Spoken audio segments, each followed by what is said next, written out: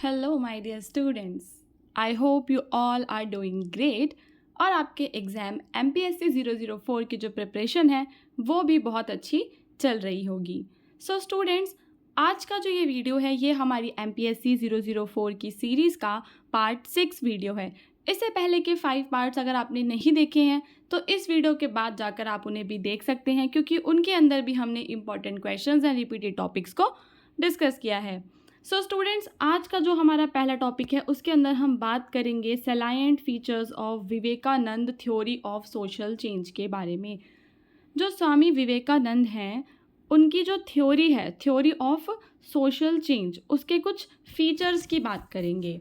So students, जो स्वामी विवेकानंद थे, he was a prominent Indian philosopher and spiritual leader. ठीक है, वो क्या थे? एक इंडियन फिलोसोफर थे और स्पिरिचुअल नेता थे। Who has profound ideas on social change, जिनके जो सोशल चेंज के आइडिया हैं वो काफ़ी ज़्यादा ब्रॉड हैं। His thought on social reform were deeply influenced by Vedanta and his vision of an ideal society. उनके वेदांता में और उनके विजन ऑफ आइडियल सोसाइटी में हम उनके सोशल चेंज या सोशल रिफॉर्म वाले व्यूज़ को देख सकते हैं। अब हम बात करेंगे स्वामी विवेकानंद जो हैं उनके सैलाइएंट फीचर्स, उनकी थ्योरी ऑफ सोशल चेंज के सैलाइएंट फीचर्स की। सो स्टूडेंट्स, सबसे पहली जो बात है वो करते हैं यूनिवर्सल ब्रदरहुड एंड यूनिटी की। जो विवेकानंद हैं उन्होंने एम्फेसाइज किया the oneness of all humanity, यानी कि मानवता की एकता पर उन्होंने जोर दिया। He believe that true social change can only occur when people recognise the inherent divinity. क्या मानना था उनका कि जो वास्तविक सामाजिक परिवर्तन है, समाज में जो चेंज है, वो कब हो सकता है? जब लोग एक दूसरे में अंतर्निहित दिव्यता को पहचाने, यानी कि जो लोग हैं वो एक दूसरे के अंदर जो डिविनिटी है उसको पहचाने, जिससे कि सार्वभौम भाईचारे की भावना पैदा हो। एम्पावरमेंट थ्रू एजुकेशन, जो विवेकानंद हैं वो अपनी थ्योरी के अंदर, सोशल चेंज की थ्योरी के अंदर क्या कहते हैं कि एजुकेशन के द्वारा हम लोगों को क्या कर सकते हैं? एम्पावर कर सकते हैं। तो विवेकानंद ने एजुकेशन को as a primary means of empowerment and social upliftment देखा, यानी कि जो शिक्षा है वह लोगों को एम्पावर कर सकती है, यानी उन्हें सशक्तिकरण कर सकती है और उनका सामाजिक उत्थान भी कर सकती है।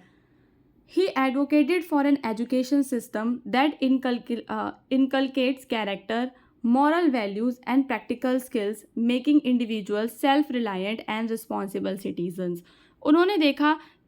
उन्होंने एक ऐसे शिक्षा प्रणाली की वकालत की जो चरित्र, नैतिक मूल्यों और व्यवहारिक कौशल को आत्मसात करती हो, जिससे कि व्यक्ति जो है वो आत्मनिर्भर और जिम्मेदार बने।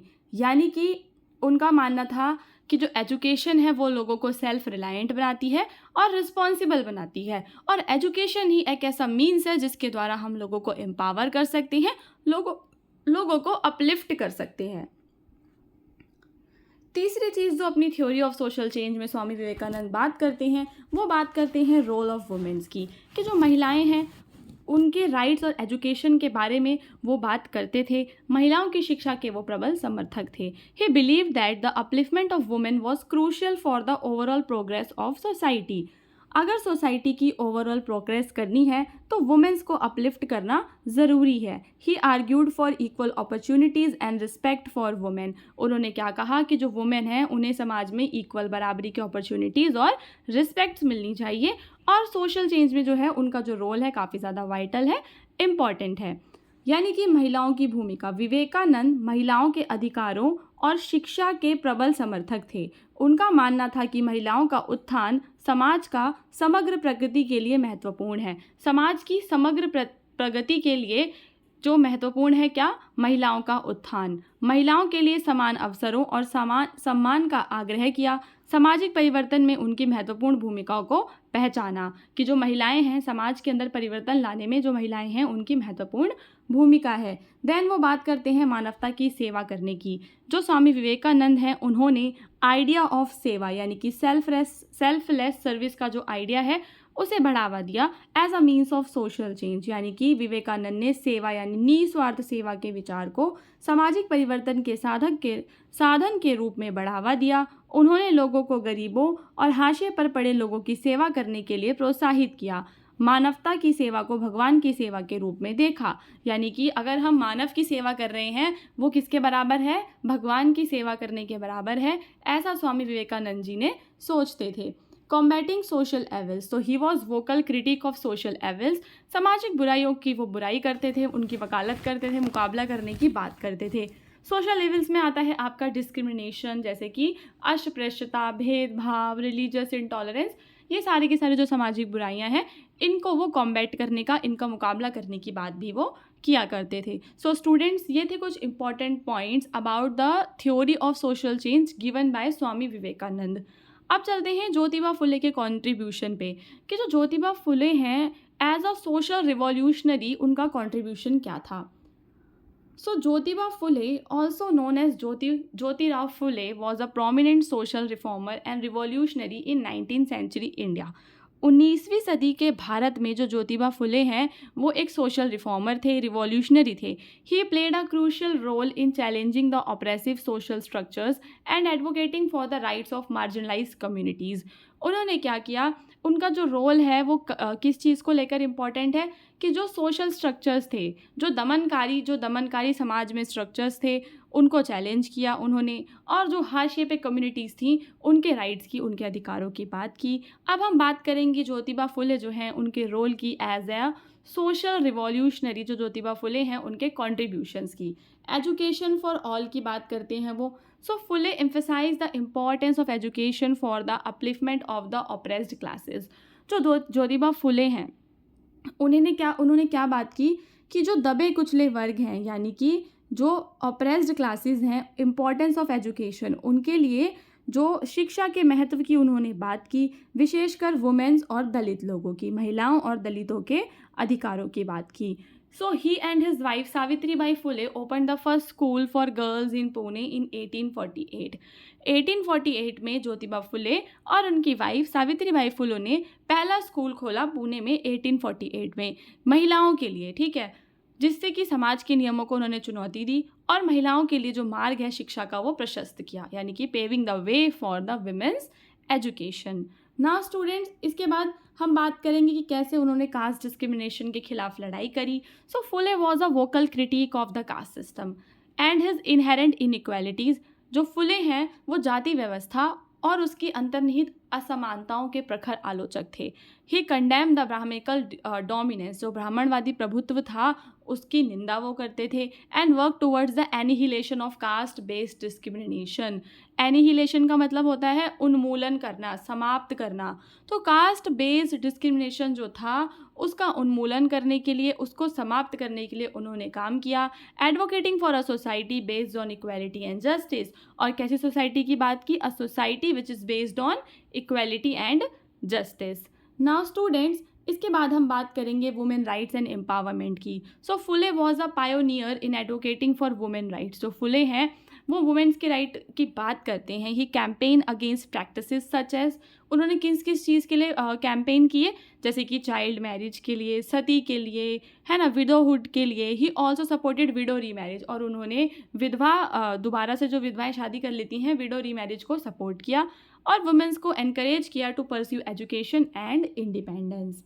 यानी कि उन्होंने महिलाओं के अधिकार और सशक्तिकरण के लिए वकालत की, बाल विवाह, सती और विधवा अवस्था जैसी जो प्रथाएं हैं उनके खिलाफ अभियान चलाए, और विधवा पुनर्विवाह का समर्थन भी उन्होंने किया। इस्टेब्लिशमेंट ऑफ सत्यशोधक समाज की जो स्थापना है वो भी ज्योतिबा फुले ने की थी, ठीक है। तो 1873 में जो फुले हैं फाउंडेड द सत्यशोधक समाज।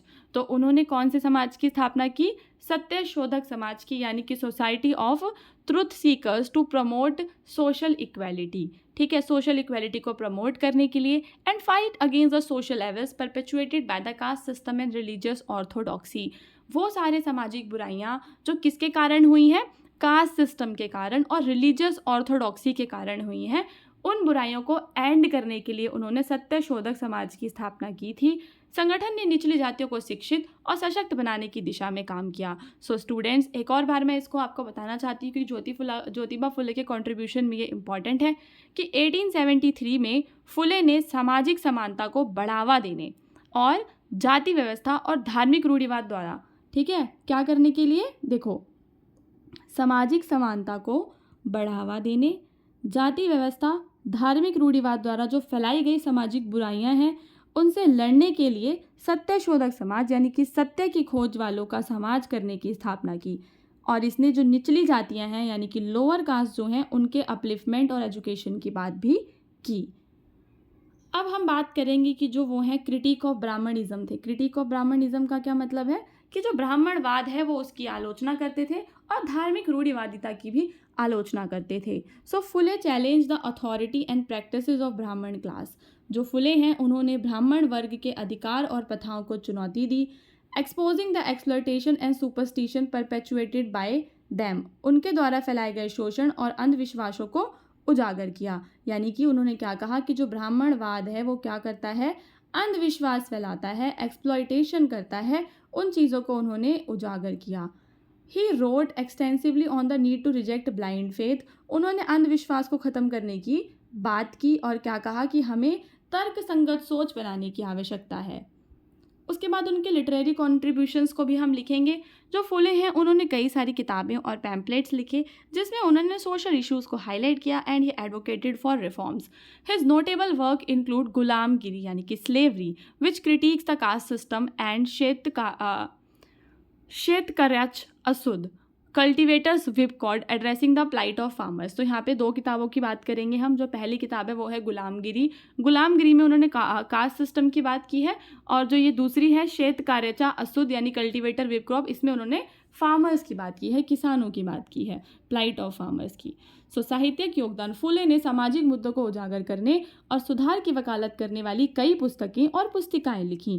उनके उल्लेखनीय कार्यों में गुलामगिरी जो जाति व्यवस्था की आलोचना करता है और शेतयर्चा असूद यानी किसानों का चाबुक जो किसानों की दुर्दशा को संबोधित करता है, ये दोनों शामिल हैं। अब हम बात करेंगे जो निष्कर्ष में आप क्या लिख के आओगे। तो जो फुले के कंट्रीब्यूशन है as a social revolutionary were instrumental, बहुत ही ज़्यादा आवश्यक है समाज के अंदर परिवर्तन लाने के लिए, साथ ही साथ जो समाज में ऑपरेसिव सोशल स्ट्रक्चर्स थे उन्हें ख़त्म करने के लिए, जो दमनकारी नीतियाँ थी समाज की उन्हें समाप्त करने के लिए जो ज्योतिबा फुले हैं उनका योगदान क्या है, सराहनीय है।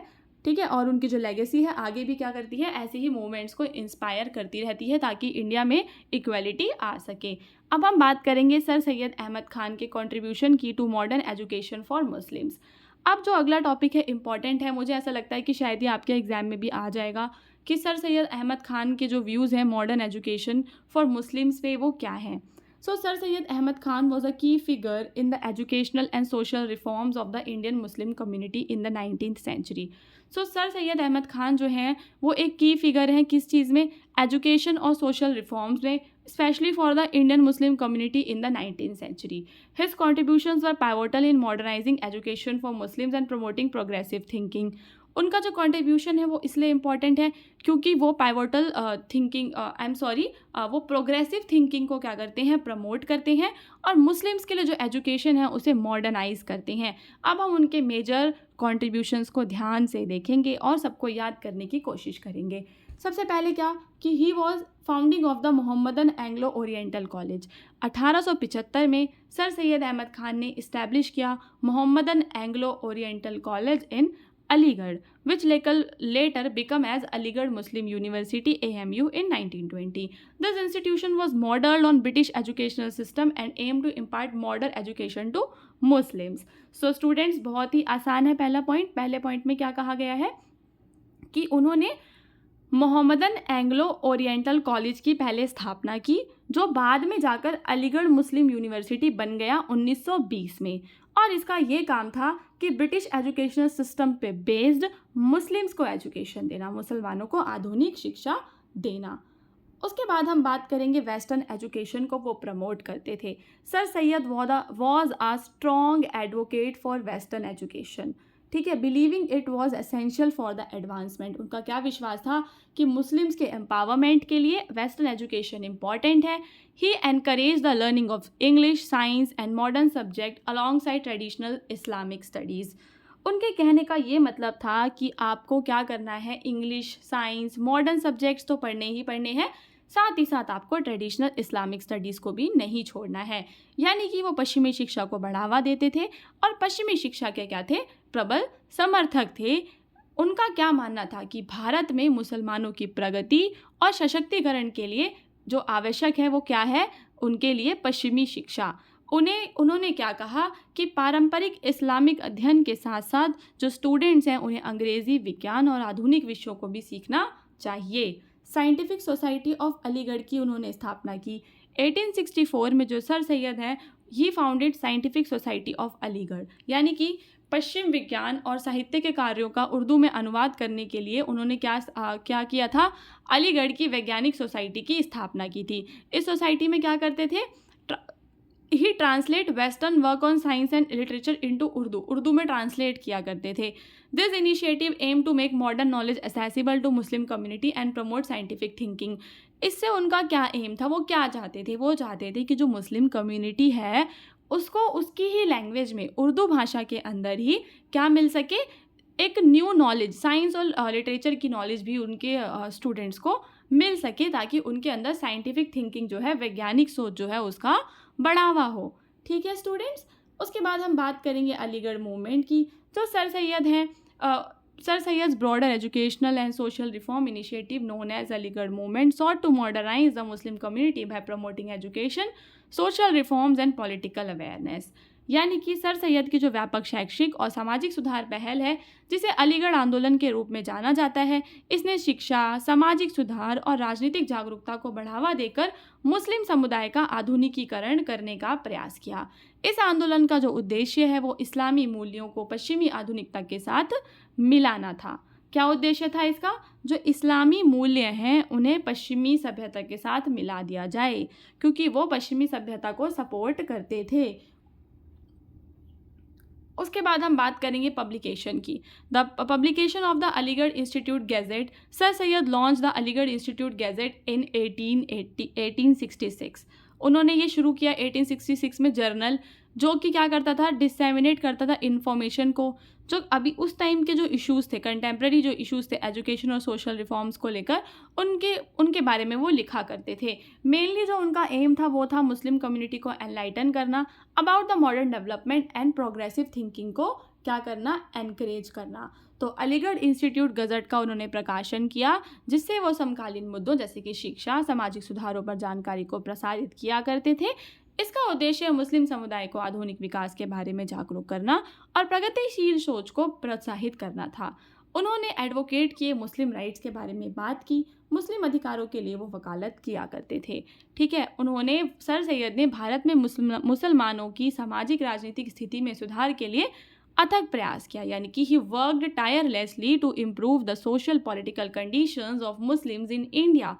ही advocated for their rights and encourage them to engage in politics. उन्हें एनकरेज किया कि वो राजनीति में एंगेज हों, गवर्नमेंट जॉब्स लें और अपने आप को क्या बनाएं, आत्मनिर्भर बनाएं, अपने आप का सशक्तिकरण करें। सो ये सारी चीज़ें जो है सर सैयद अहमद खान मुस्लिम राइट्स के लिए कर रहे थे। उनका जो कंट्रीब्यूशन है मॉडर्न एजुकेशन के लिए वो इंस्ट्रूमेंटल है।